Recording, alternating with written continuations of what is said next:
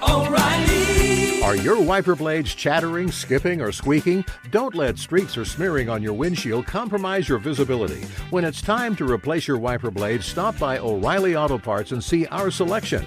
Our professional parts people will even install your new wiper blades while you wait. Stop by O'Reilly Auto Parts today. O'Reilly Auto Parts. For all you elk hunters out there, chasing turkeys is basically the same thing. I know the reaction you just gave me, but don't knock it till you try it, and don't try it without OnX. The Hunt app will not only help you find new areas on public ground, but I use it to find out landowner info to get permission on private ground that I see birds on as well. OnX Hunt has a special offer for you. Use code CAL to receive 20% off your membership at onxmaps.com/hunt and find more birds this spring.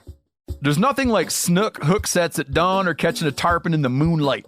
Find your next fishing trip made easy on fishingbooker.com and experience the magic of the Sunshine State or any other destination on your fishing bucket list.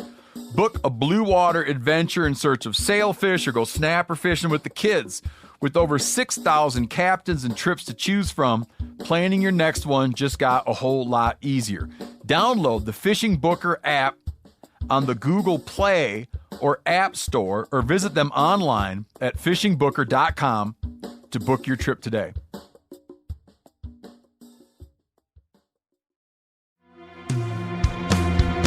From MeatEater's World News Headquarters in Bozeman, Montana, this is Cal's Weekend Review presented by Steel. Steel products are available only at authorized dealers. For more, go to steeldealers.com. Now, here's your host, Ryan Cal Callahan. The University of Arkansas and a group of investors last week announced that the sale of 6,300 acres of highly disputed public land is dead. For those of you that remember, this chunk of ground has some very rare public waterfowl hunting, small game hunting, archery, muzzleloader and rifle, whitetail opportunity, as well as hiking, biking, and bird watching. The University of Arkansas was allowed to purchase federal land on the basis of providing educational opportunities and a public access component in perpetuity. The Pine Tree Station grew out of the Division of Agriculture's purchase of some 11,800 acres from the U.S. Forest Service in 1960 for $560,000. The deed specified that without a congressional waiver, the acreage was supposed to be returned to the Forest Service should it ever cease being used for public purposes. Again, the sale would only be possible by an act of Congress, because, a private duck club doesn't meet the standard for public purposes. However, this somehow got lost in translation of time, and things probably got confusing when a bunch of big money showed up and wanted that spot for a duck club to the tune of $17.6 million, plus $1 million conservation endowment. Would have been a nice little return on the original $560. I can see how memories blur. But, if you're the seller, the University of Arkansas, and you know that an act of Congress would have to take place in order to close the deal, that makes it really tough. So tough that you wouldn't think that entertaining offers and taking earnest money and money for surveys and assessments and stuff would even take place, right? Right. Well, anyway, you Razorbacks, I'm super proud of you. So many of you U of A alums, hunters, and anglers wrote in that this, let's call it a misunderstanding in regards to the purpose of the public land, is now dead. The Arkansas chapter of Backcountry Hunters and Anglers deserves a huge shout out on this one. I spoke with board member Jonathan Wilkins last night, and he assured me that losing Pine Tree to private property signs would have been a terrible loss. Arkansas BHA is not done yet either. They are working hard with Arkansas Game and Fish to make Pine Tree even better. Arkansas BHA Chair James Brandenburg says this: "We have to work on the management of this property. over the past couple years, it's been neglected. Beaver dams have stopped up the flow of water and killed some trees. Roads have been washed out. Trash has accumulated as the ownership was in a kind of limbo. We're going to work with whomever manages the public access to make it the best it can be. Senator Ron Caldwell, Republican out of Wynn County, a critic of the sale, said its end should have come sooner. Quote, "It's something that should have been done at least 6 or 8 months ago." If you would like to be a part of working on behalf of public lands and public access, check out backcountryhuntersandanglers.org. That's backcountryhuntersandanglers.org. I thought we'd start off episode 117 with that public land win. And thank you to the folks who reached out at the very beginning of the pine tree situation by writing in to ASKCAL, that's AskCal, at themeateater.com. I truly do want to know what's going on in your neck of the woods. Please write in and let me know what's going on. And as per usual, you can always tell me what I'm messing up. This week, we've got ticks, wildlife crime, and so much more. But first, I'm going to tell you about my week. And my week, if I'm being honest, is getting a bit pinched for time. Got a big trip to Alaska coming up. Time to do some serious harvesting at the old fish shack. Halibut, salmon, spot prawns, scallops, sea cucumbers. I only hope I have the stamina to hit the grocery store like I should. This weekend, I'm actually heading out to do some freshwater spearfishing just to stay in shape. But as I've said before, in the world of walleye fishing, there just isn't anything quite as fun as diving and spearing one. Especially this time of year when the game tends to change to dragging crawler harnesses along the bottom on ultra slow drifts or, God forbid, trolling. Deep reservoirs stay cold here in Montana, so it's 5mm wetsuits and hopefully a nightly fish fry to keep our spirits up. I'll let you know how we do. In preparation, I'm grinding a bunch of duck and goose hearts with a chunk of antelope and some pork fat. That's going to be some powerful protein burgers. Moving on. Ticks have been making life very hard for New England moose over the past 2 decades. As winters have gotten shorter, more and more ticks can survive long enough through the fall to find a host, and tick infestation has now become a leading cause of moose mortality. A study published in the Canadian Journal of Zoology found that between 2014 and 2016, 70% of moose calves in west central Maine and northern New Hampshire died of emaciation by winter tick infestation. On average, each animal hosted 47,371 ticks. I'm going to say that again. Each animal hosted 47,371 ticks. Remember, a host is someone with a parasite on it. 47,371 of them. This study didn't say that 70% of the calves that died were killed by ticks. It said that 70% of all moose calves died that way. And let's do the math. If an engorged winter tick weighs, let's say 1/4 gram, 47,000 of them weighs over 26 pounds. That's like having a 2-year-old kid riding around you, only this 2-year-old is sucking your blood. Which, I don't know, maybe that's a normal feeling as a parent. Feel free to write in and let me know. Hush, little vampire, don't say a word. Papa's gonna bite the head off a bird. Anyway, when people try to determine where ticks are coming from, they'll often look at what are known as vector animals. Smaller and more mobile hosts that bring ticks into a new area to infest the native wildlife there. People who get very worried about ticks and Lyme disease get very worried about vector animals. As reported in a New York magazine, the hedge fund titan and cancer researcher David Shaw considered building an enormous dry moat lined with sheer glass around his estate in upstate New York so that mice, squirrels, deer, and other tick-carrying vector critters couldn't climb up the glass to reach him and his family. With that much money, maybe you could just put it into Lyme disease research. Or a glass-lined moat. Either way, I'm sure would be very beneficial to, now that I'm thinking about it, maybe just stick with the tick research. I'm starting to lean that way. This guy's so rich, he has a swimming pool in his swimming pool. This guy's got shoes. Anyway, turkey numbers have been way up in northern New England over the past several years, and ecologists have hypothesized that maybe turkeys act as a vector for hosting and spreading ticks. A study in the Journal of Vector Ecology set out to test this hypothesis. Researchers placed hundreds of ticks in different developmental stages directly on 5 captive wild turkeys to determine whether they would latch on and engorge. They found that the ticks weren't able to get a foothold. The turkeys ate almost 95% of them. The researchers also tested whether turkeys were eating enough ticks to reduce their numbers on the landscape. Unfortunately, tick numbers stayed about the same, even with turkey predation. So we now know that turkeys are essentially a non-factor in the whole tick equation. My fellow turkey hunters can breathe easy. Interestingly, one of the proposed solutions for the tick-on-moose problem is an additional controlled moose hunt. That's more moose hunting opportunity. Although ticks have been killing moose and reducing moose fertility, one reason for the spread is a dense, thriving moose population ever since 1970.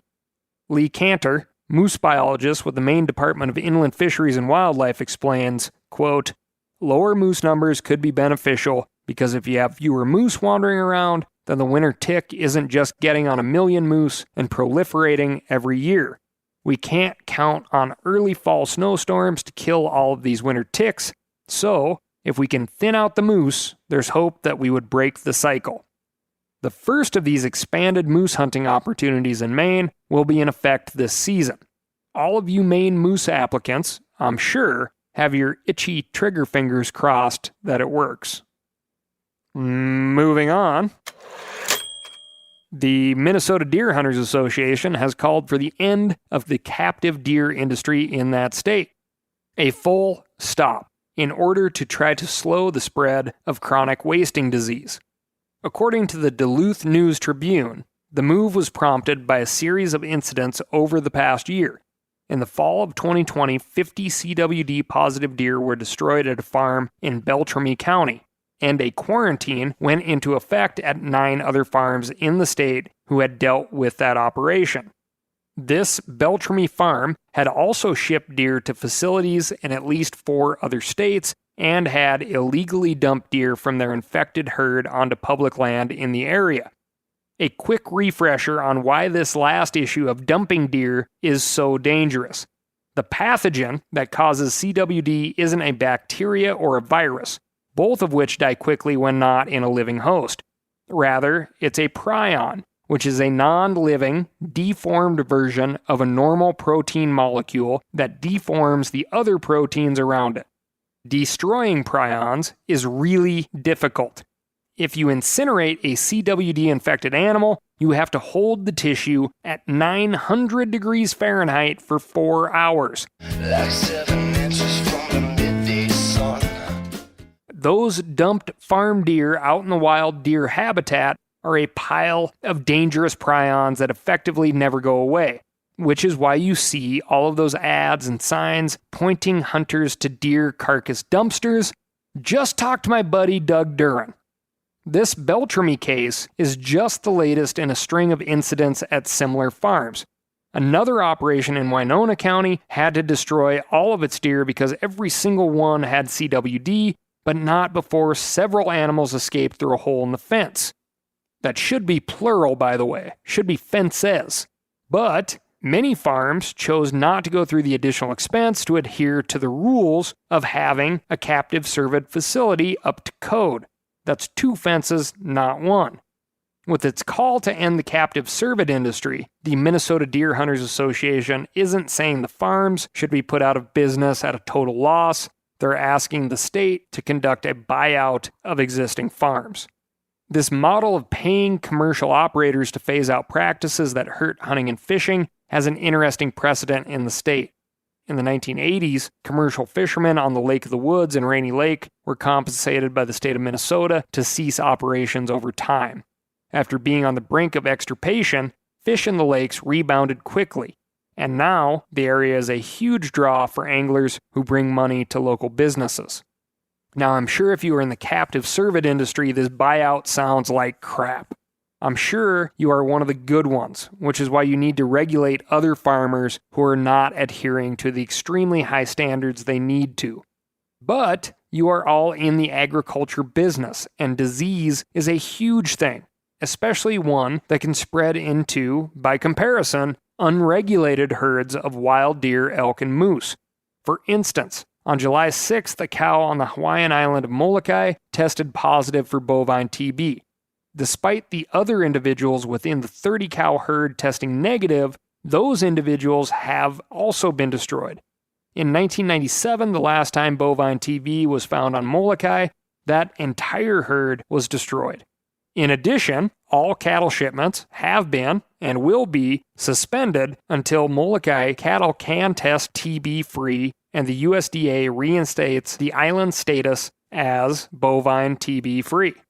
Cattle herds on Molokai have been tested since the 1940s, and hunters on Molokai turn in wild game for testing as well.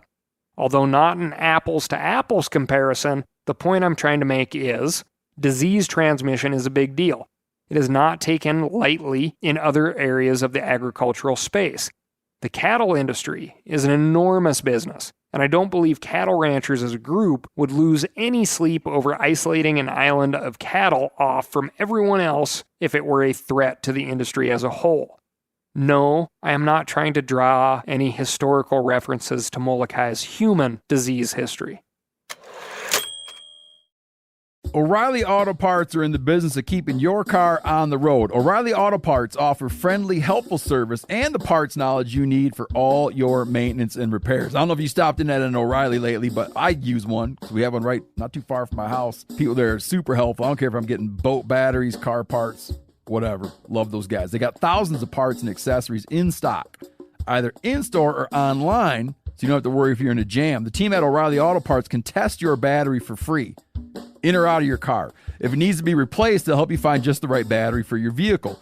If you need your windshield wipers replaced, a brake light fixed, quick service, they'll help you find the right part or point you to the nearest local repair shop for help. Whether you are a car aficionado or an auto novice, you will find the employees at O'Reilly Auto Parts to be knowledgeable, helpful, and best of all, friendly. The professional parts people at O'Reilly Auto Parts are your one-stop shop for all things do-it-yourself auto.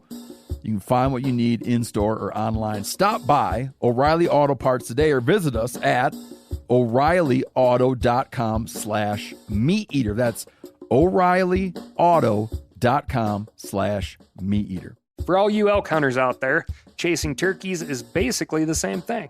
I know the reaction you just gave me, but don't knock it till you try it, and don't try it without OnX.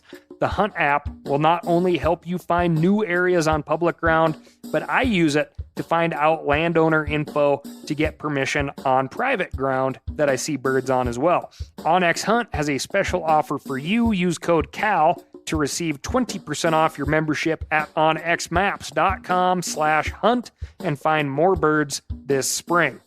Now, a lot of you guys are familiar with the old hunting tradition of eating, some organ, the heart or a chunk of liver off the first animal you kill. I had that when I was a little kid, and it was a big deal. Organ meats were always prized by frontier people who knew the importance of getting a lot of different minerals and nutrients. And as often is the case, those guys were onto something, because organs are among the most nutrient-rich foods on the planet. And you can get the same benefits your ancestors craved via convenient daily capsules from Heart and Soil, made exclusively from regeneratively raised, grass-fed, and finished cattle. Heart and Soil's unique freeze-drying process means all those important nutrients are trapped in, ensuring you experience every one of the benefits of nature's superfood in a clean, convenient, taste-free capsule. Find out more at heartandsoil.co and make sure to use code MeatEater for 10% off your purchase. That's heartandsoil.co. Use the code MeatEater. Moving on to the Animal Crime Desk. Minnesota Department of Natural Resources conservation officers responded to a very unique case of an armed black bear last week. You heard that right. A black bear in possession of a firearm. The call came in from the Boundary Waters canoe area, where a backpack full of snacks and a pistol was stolen by the opportunistic Bruin while the camper canoer was mid-portage.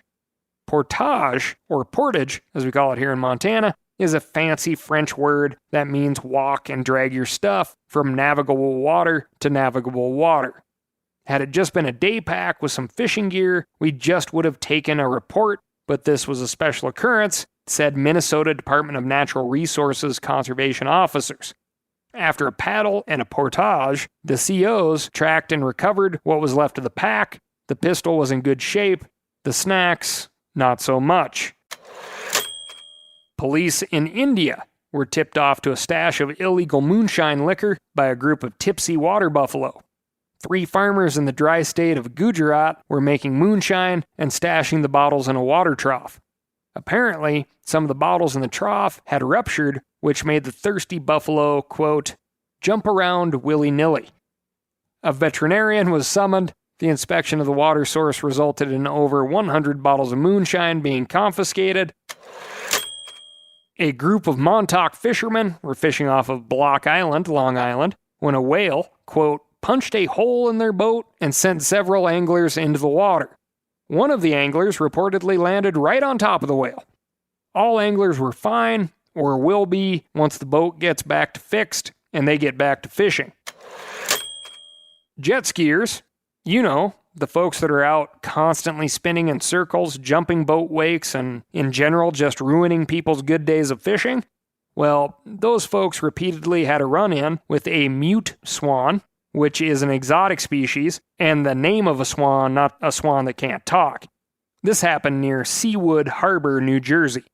The mute swan, again, a vocal animal, apparently acted aggressive towards the jet skiers on multiple occasions, which from my time in Raritan Bay, you would think jet skiers would be very used to. Aggression towards them, like from every boat fishing on the water. But apparently the swan pushed it too far. Again, being an exotic species and an aggressive animal, the state and feds agreed that all they could do was trap and euthanize the bird. Animal rescue operations also declined to take the bird as they could not navigate the red tape of rescuing a healthy bird. The mute swan's days were numbered until it wrapped itself in fishing line, which then made it a rescuable bird. Take that, red tape. I am honestly only including this story because it sounds to me like this Jersey bird had been watching old prison movies through somebody's window. Days before the long walk to the hangman's rope, the bird comes down with the need to head to the hospital, then flies the coop? Come on, we've seen this story before. The mute swan landed in Popcorn Park, which sounds very fictional, but is very real, and is very much likely a place a bird goes to die of congestive heart failure, but it won't have to live around jet skis for the rest of its days. As for the jet skiers, they now have the rest of the summer free of angry birds, with only angry anglers to deal with, as it should be. Moving on to the National Parks desk. If you are in Hawaii, visit Pu'uhonua o Honaunau National Historic Park and get a free goat.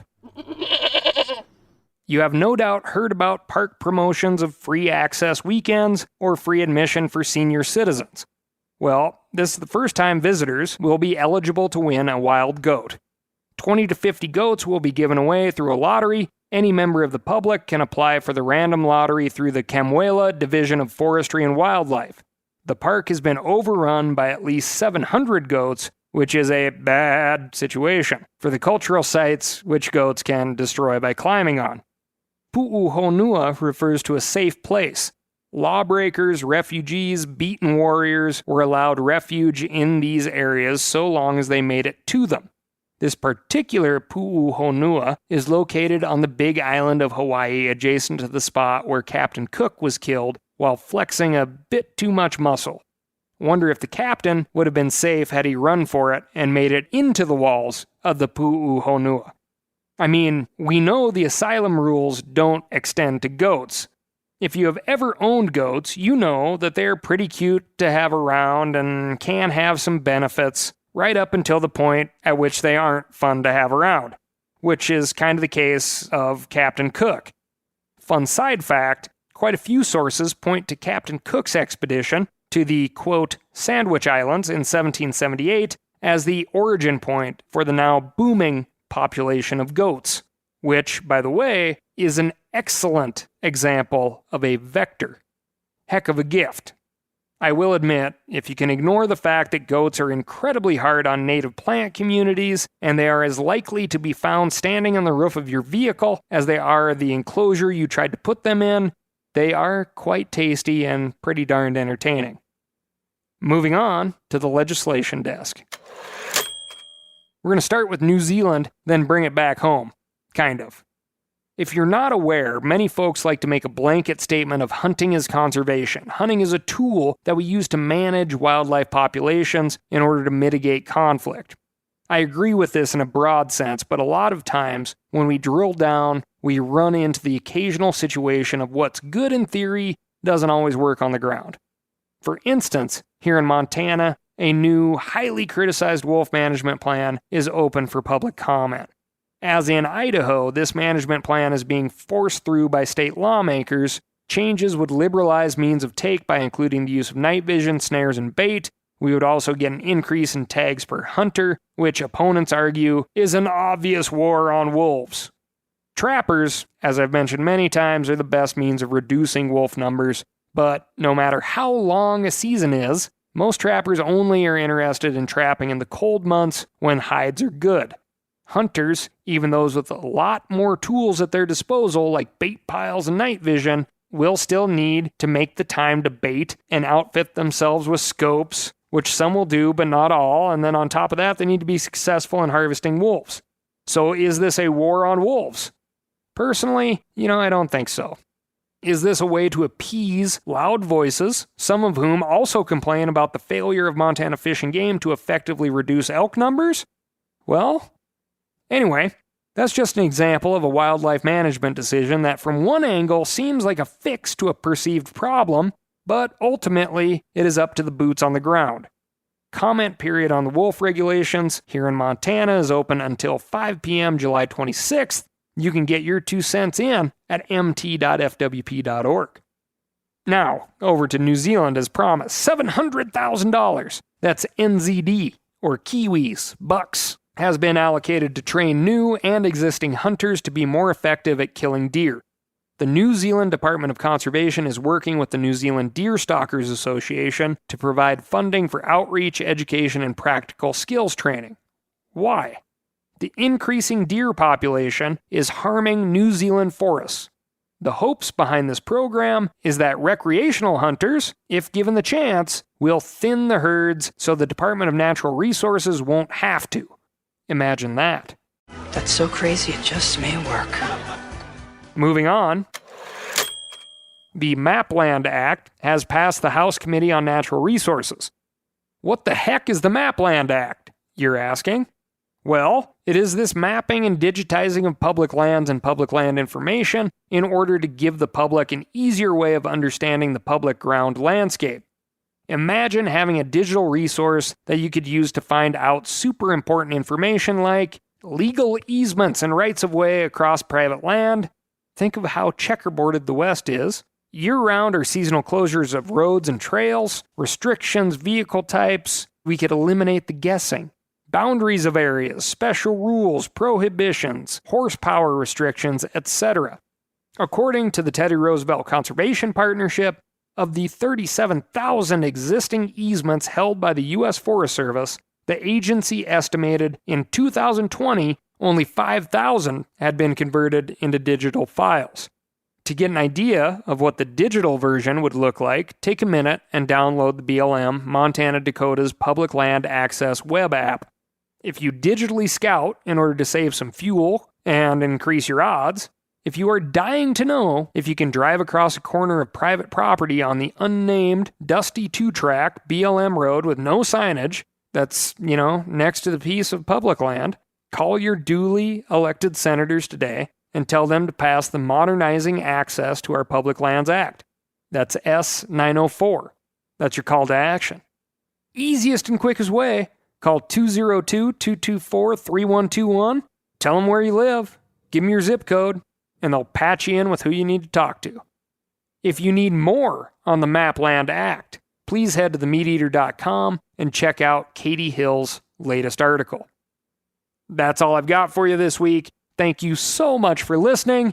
And if you need a little extra muscle in the woods this season, check out www.steeldealers.com and find a personable, talented steel dealer near you where you can pick up a set of snips, shears, electric pruning saws, gas-powered saws to clear miles of trail, and last but not least, write in to ASKCAL, that's AskCal, at themeateater.com, and let me know what's going on in your neck of the woods. Thank you so much for listening. I'll talk to you next week.